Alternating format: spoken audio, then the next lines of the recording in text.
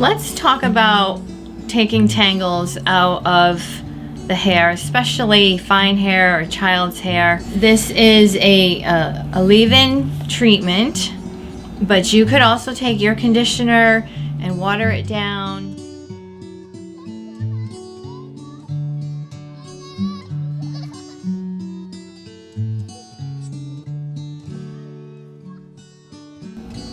And what happens is, this will help with static. It'll help put some moisture in the hair. And this is a great comb because depending on where the hair is, really long and knotted, a little bit or not too much, you have all these options on this comb. I got these, this came in a set from Sally's Beauty. So typically what happens is people just kind of go in and they're going to create these tangle, and they're working from the top and they're working for the top, and then the kid gets upset.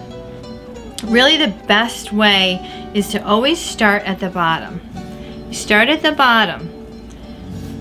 That's the best way to tackle combing out hair, and it's not what people typically do, but that now you have a free raking because you've started at the bottom. So that is just a simple tip that's going to save you and your child lots of stress and drama. Go over here, start at the bottom, work your way up, and make sure you have a tangle appropriate thickness. Just a little tip from me to you.